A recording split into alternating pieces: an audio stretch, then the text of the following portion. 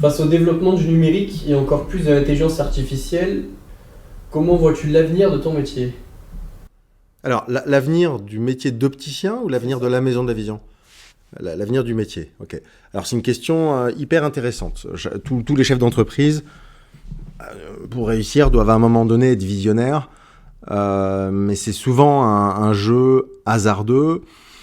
On a quelques certitudes, pas mal de certitudes même sur notre marché, qui nous permet d'établir des pistes a priori qui sont assez crédibles. Donc la première chose, si je mets de côté euh, vraiment l'IA sur lequel on va revenir, l'intelligence artificielle, pardon, si on parle de l'utilisation qu'on fait de nos yeux, bah, je l'ai dit dans plein de vidéos que je fais régulièrement, qu'on poste chaque semaine ou presque, euh, on n'utilise pas nos yeux de la manière la plus naturelle. Ils ne sont pas conçus pour qu'on passe 8 heures par jour sur un smartphone. Bon, voilà, je le répète sans arrêt, mais c'est vraiment fondateur pour l'avenir de notre métier. D'ailleurs, c'est déjà le cas actuellement. Mais on va faire plus que ça, travailler en vision extrêmement rapprochée dans les années qui viennent. Donc, nos yeux sont pas faits pour ça, et on le fait. Donc, on fait un espèce de marathon, alors nos yeux sont censés faire un sprint de près, et nous, on fait un marathon permanent, etc. Donc, ce qui est sûr, c'est qu'il y a des besoins qui sont très forts, et qui ne sont pas liés à un défaut visuel. C'est lié à l'usage qu'on fait de nos yeux.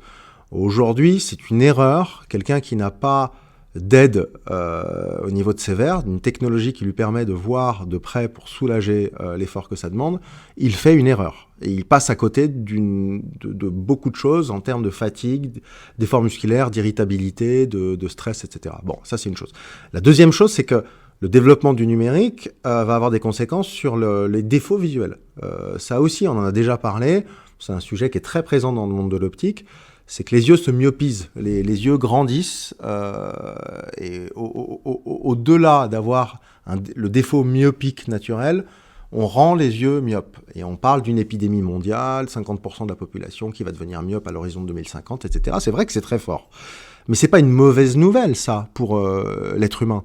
C'est juste la nouvelle que nos yeux s'adaptent aux conditions, à nos conditions de vie qu'on s'est créées. Donc, il va y avoir encore une fois beaucoup de besoins, mais là, cette fois, pour combler un défaut visuel qui est très présent, ou alors éviter, parce que la problématique avec la myopie, c'est pas de devenir myope de moins de 50, ce qui nous permettrait à tous de voir de près sans avoir besoin de lunettes et aucune aide toute notre vie, ce qui est magique.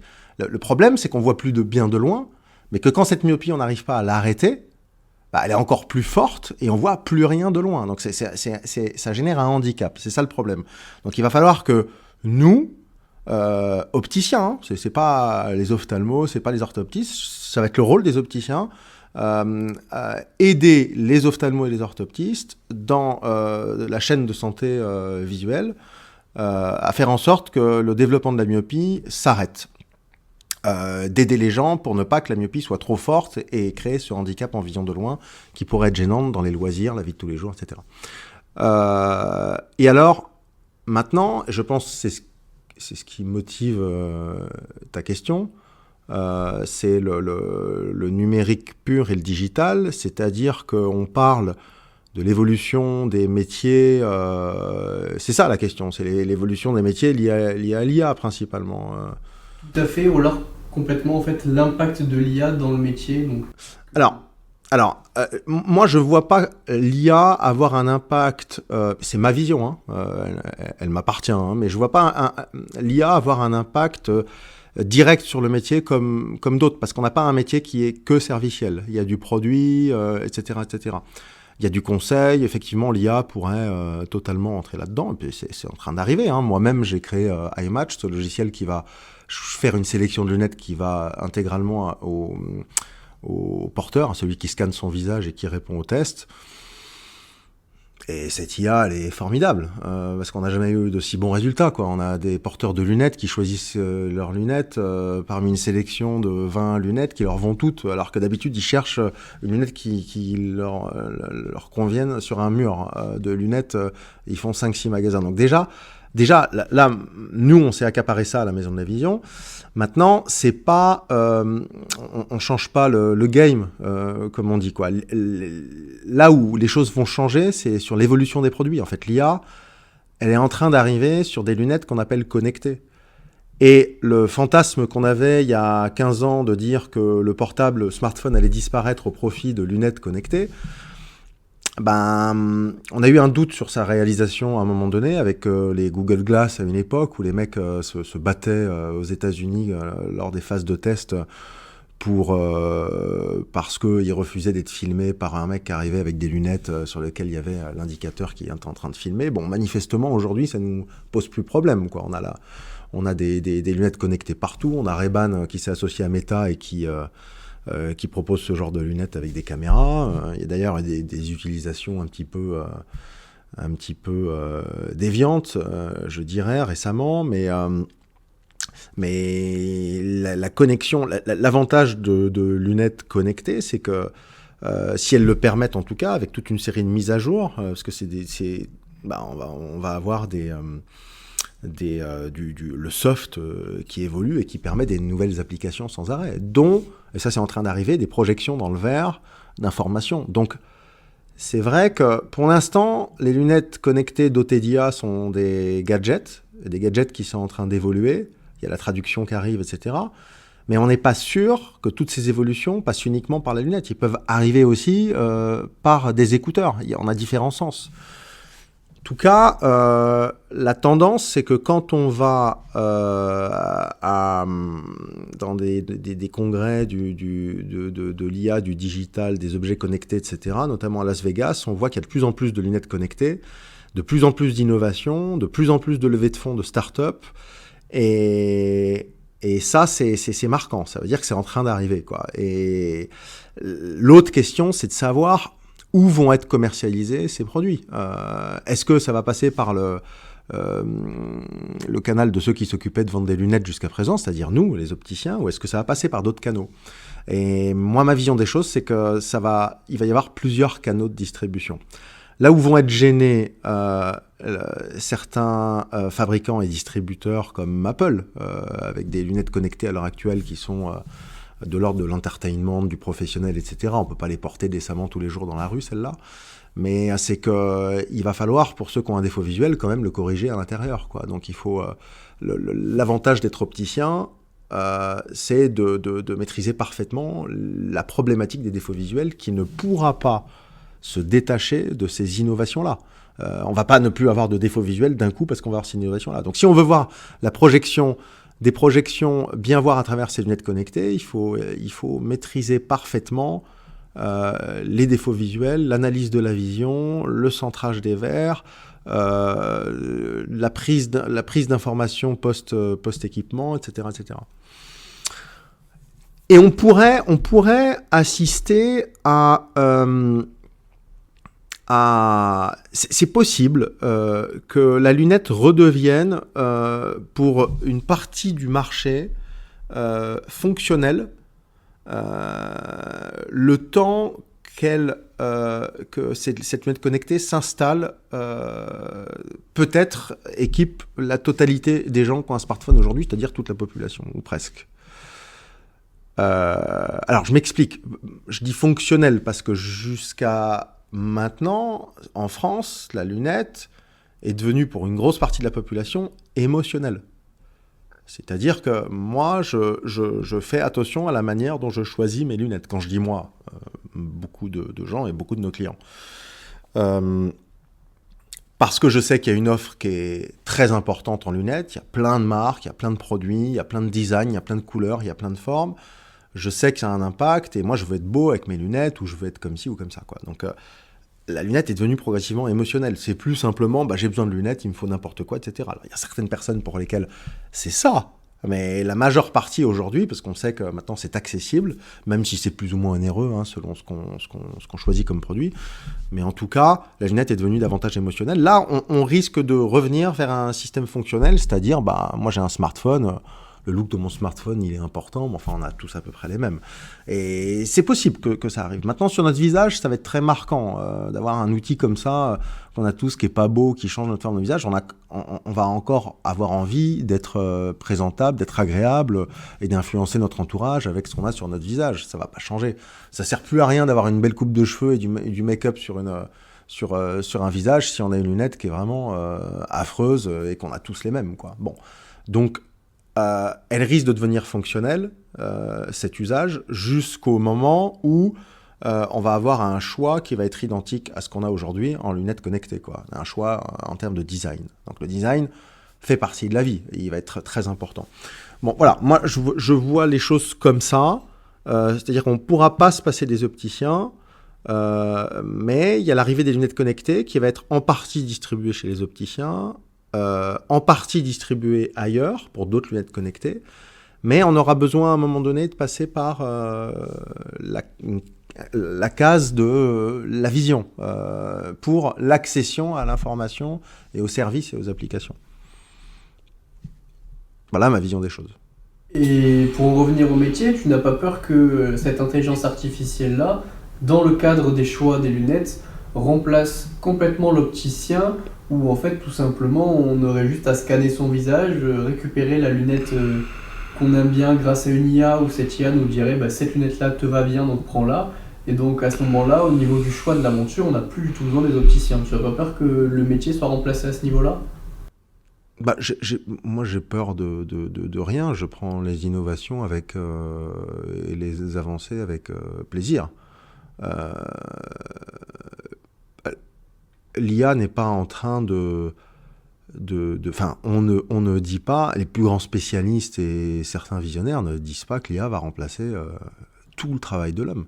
Il va le transformer littéralement. C'est sûr qu'on va tous être impactés, mais 100% des êtres humains vont être impactés par l'intelligence artificielle. À moins d'être un ultra marginal, etc. Mais alors là, la plupart des métiers qu'on connaît aujourd'hui ne seront plus les mêmes. Ce qui est sûr, c'est que les gens qui sont complètement réfractaires à l'IA aujourd'hui vont avoir des problèmes demain. Et le problème, c'est que l'IA va très très très vite. C'est pas un truc qui va métamorphoser nos sociétés en 20, 30, 40 ans. Ça sera comme ça plus tard. Bon, voilà. Non, c'est là dans les mois et les années qui viennent. Dans 5 ans, il y a beaucoup de choses qui auront changé. Parce qu'on parle même plus d'intelligence artificielle, mais de super intelligence artificielle. Ça va être tellement puissant, elle va tellement apprendre d'elle-même très vite, que ça va aller très très vite. Donc non, j'ai peur de rien. Les métiers évoluent et c'est comme ça, et tant mieux, à condition que ça soit au service de l'homme.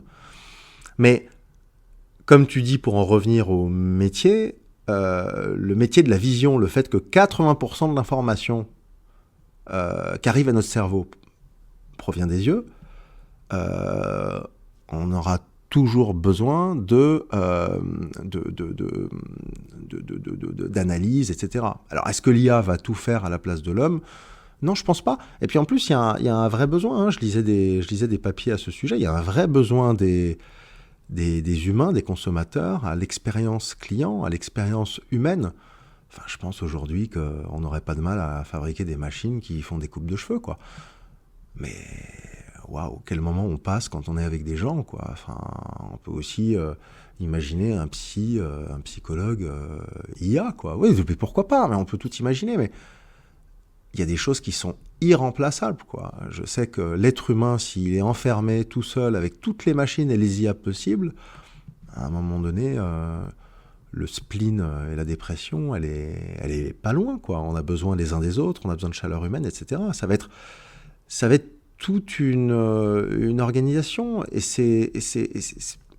effectivement, énormément de choses vont changer, mais je pense que l'IA va prendre une grosse partie du travail que l'être humain ne veut pas, et puis du travail parfois rébarbatif qu'elle est capable de faire en un instant record, quoi. Des travails d'analyse, des travails de data, des travails des propositions, de la personnalisation, des tas de choses. Maintenant, l'organisation, l'humain, l'accueil... etc. Non, ça passe par l'humain, c'est obligatoire. En tout cas, chez nous, l'IA, elle est au service du consommateur et de l'opticien. Elle n'est pas là pour remplacer l'opticien.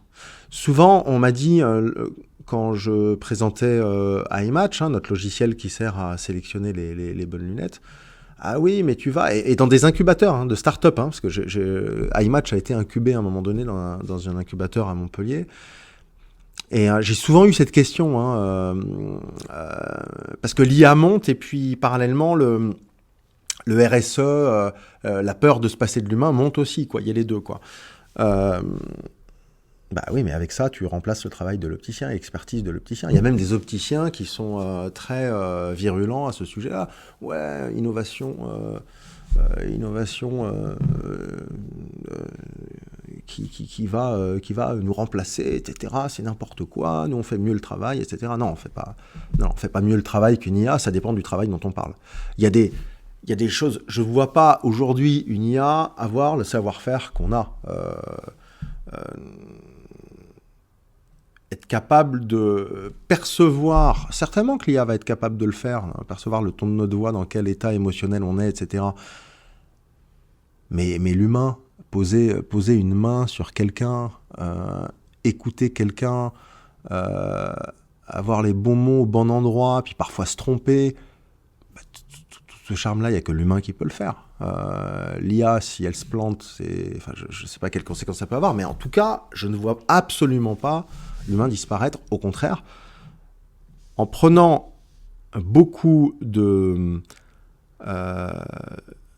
tâches dans lesquelles l'humain est moins bon, ou de tâches rébarbatives, ou fatigantes, ou répétitives, etc., je pense qu'on va encore plus humaniser. Vous savez, il y a beaucoup de métiers dans lesquels j'ai l'impression d'être un robot tous les jours, de faire la même chose tous les jours, je me désintéresse de mon métier, etc. Moi, je pense que les métiers, énormément de métiers, vont devenir passionnants. La problématique, c'est ceux qui ne se seront pas mis à la page et qui n'auront plus de place dans nos sociétés. Enfin, je dis qu'ils n'auront plus de place. C'est pas... Enfin, voilà, malheureusement, si on refuse la vie telle qu'elle arrive, que ça nous plaise ou non, ça va être plus dur de travailler. Ou alors, il faudra être marginal et on pourra faire faut faire des choix. Il va falloir faire des choix, en tout cas. Mais je pense que nos vies professionnelles vont devenir beaucoup plus intéressantes. Beaucoup plus intéressantes. On a déjà connu, avec l'automatisation dans l'industrie, tous les ouvriers qui avaient à l'époque disparaître avec l'automatisation. Ce qu'une machine peut faire, il fallait parfois 50 ouvriers pour le faire. Donc on a eu peur, etc. Mais nos sociétés se transforment et bon, après on va rentrer dans des questions d'ordre philosophique. Moi je suis pas là pour ça, mais voilà. En ce qui concerne le métier d'opticien, oui, il va évoluer très fortement. On ne va plus vendre les mêmes produits. L'opticien vend déjà des produits connectés, vend déjà des lunettes avec de l'intelligence artificielle dedans. Il y a un produit qui est en train d'arriver que je présenterai bientôt là. C'est des lunettes connectées qui permettent d'amplifier le son, qui permettent de traduire quelqu'un qui parle dans une langue différente, etc. Bon, j'ai parlé de la méta tout à l'heure avec les caméras, etc., etc. Il va y en avoir plein d'autres. Donc, les opticiens qui veulent durer, ils vont devoir être très, très, très formés sur ces technologies-là. Le consommateur ne doit pas en savoir plus que l'opticien si l'opticien veut rester dans la course. Donc l'innovation est très importante. Il va falloir aussi que nous, on utilise l'IA comme on l'utilise avec iMatch aujourd'hui, et c'est un avantage concurrentiel pour nous, et c'est un véritable avantage pour les clients qui viennent nous voir surtout, pour apporter plus de services, pour être plus pertinent, pour gagner du temps, peut-être aussi pour être plus compétitif d'un point de vue tarifaire, pour faire gagner en pouvoir d'achat aux consommateurs, mais on va pouvoir utiliser cette IA pour plein d'autres choses. Moi, du coup, quand on parle d'intelligence artificielle, j'imagine complètement aller chez l'ophtalmo, il me fait une ordonnance en fonction de mes soucis de vue, et de là, je bascule sur une application où je vais rentrer cette ordonnance-là, sélectionner grâce à une IA les ou la monture qui me correspondent au mieux, tout commander sur internet, et à ce moment-là, l'opticien ne rentre plus du tout en jeu. Ok, ok. Mais alors, ce qui est marrant dans ce que tu dis, c'est que euh, voilà, tu me lances cette question sur l'IA et l'opticien qui pourrait disparaître. Par contre, l'ophtalmo, il disparaît pas dans ce processus-là. Et je pense que l'ophtalmo, pour le coup, on va plus avoir besoin de lui pour l'examen de vue, parce que l'IA va le faire hyper bien dans les années qui viennent. Alors, euh, aujourd'hui, on peut déjà acheter ses lunettes sur Internet. On peut déjà prendre en photo son ordo en sortant. Déjà, on peut faire une ordo en dehors que chez un ophtalmo. Hein. Par contre, il faut aller chez un ophtalmo pour la santé des yeux, etc. Mais on est déjà en train d'évoluer à ce niveau-là, au niveau de la législation, etc. Bref, en tout cas, on peut prendre en photo son ordonnance, on peut l'envoyer sur un site internet spécialisé en vente de lunettes et commander ses lunettes sur Internet. Mais effectivement, iMatch, le logiciel qu'on a créé à la Maison de la Vision, il peut permettre de sélectionner les bonnes lunettes. Il y a de la réalité augmentée qui permet déjà, et ça existe déjà, de se regarder dans un ordinateur comme si on avait des lunettes alors qu'on n'en a pas, et on a l'impression qu'on en a. Bon, ça marche bien, mais c'est pas comme dans la réalité. Et après, il y a une problématique, c'est qu'aujourd'hui, il y a beau avoir l'IA, il y a le hardware, quoi. Il y a le hardware, c'est-à-dire la qualité des caméras, le type d'ordinateur qu'on a, et en fonction des marques et des différentes technos, les développements informatiques et les IA, certainement s'adapteront à ça, quoi. Mais on a du mal à prendre aujourd'hui la taille d'une racine nasale, ce qui détermine vraiment la position de la monture, de la lunette sur le visage. Et ça peut paraître un détail, ce que j'ai raconté, mais en fait, c'est ce que je suis en train de raconter, mais c'est pas un détail, c'est fondamental. C'est-à-dire que si on a une lunette qui glisse toute la journée et sur laquelle on fait ça, elle est insupportable. On pense plus qu'à ça, c'est insupportable. On doit poser une lunette et on doit l'oublier sur le visage. C'est l'idéal. Aujourd'hui, on n'y arrive pas avec Internet. Peut-être qu'on y arrivera un peu plus demain, voilà, mais c'est une barrière qui est très importante. Et alors, l'autre barrière, c'est que les consommateurs ne veulent pas mettre de l'argent sur un produit qu'ils ne touchent pas. Surtout quand on va le porter sur un visage. Ça a un énorme impact. Notamment le confort. J'ai parlé de cette espèce de nez, la mesure de la racine de nez, pardon, pas cette espèce de nez, c'est la mesure de la racine du nez. Alors, on a bien LiDAR chez Apple, il faudrait mettre un référentiel derrière la tête qui nous permette, avec le 3D, de prendre la racine nasale. Mais bon, ça, c'est fondamental. Le sur-mesure en lunettes ne fonctionne pas. Il fonctionne de manière sporadique chez certains opticiens qui sont des spécialistes et qui le vendent très bien. Mais de manière générale, idéalement, moi, j'adorerais ne pas avoir de stock et ne pas avoir de lunettes dans ma boutique. C'est qu'on passerait d'un stock à une valeur très importante, qui mobilise beaucoup d'argent, à un stock à valeur zéro. On scanne tout et puis on envoie la lunette qu'on fabrique sur mesure, etc. Mais si ça coûte 30 €, ça marchera. Si ce sont des produits onéreux, technologiques, etc., ça ne marchera pas parce que les gens, quand ils mettent quelque chose sur leur visage, ils veulent voir le résultat. Ils veulent pas que ça soit aléatoire et que quand on le reçoit, il y ait une espèce de surprise. Ou alors, ça veut dire qu'on aura basculé complètement dans le côté fonctionnel que j'expliquais tout à l'heure, et plus du tout émotionnel. Donc, donc pour répondre à la question, tout ce ça existe déjà, tout ça. L'IA pourrait effectivement améliorer certaines données, peut-être la prise en compte de la racine nasale, peut-être aller un peu plus vite dans la sélection, etc. Mais est-ce que l'IA va changer la sensibilité des humains ? Je pense pas. La sensibilité, elle sera toujours là. Donc, voilà, à un moment donné, on a besoin de toucher le produit. L'optique sur le Internet ne dépasse pas 5-6% de part de marché, il me semble, 6-7% dans le monde. La croissance est extrêmement faible. Tous les business en ligne qui se sont créés, en France par exemple, n'ont pas trop prospéré, quoi. Sur un produit comme des lentilles de contact, on sait ce qu'on a, etc., etc. Ouais, mais sur ce sujet-là, on n'est pas tout à fait comme dans le textile, où là, la croissance est très forte. Mais enfin, le marché est beaucoup plus important aussi, hein. Il y a un contexte qui est très différent dans le textile. On achète tellement d'habits. Sur les lunettes, bon, on verra. Ce qui est sûr, c'est que l'impact sera très fort, mais est-ce qu'on... À mon avis, on aura toujours besoin de showroom. Par contre, ouais, on aura en ligne des choses qui vont évoluer. Ben, c'est obligatoire, quoi. On peut pas être le dernier des Mohicans, le dernier des commerçants. Parce qu'Internet ne fonctionne pas du tout en ligne. Il y a des expériences qu'on va exporter en ligne.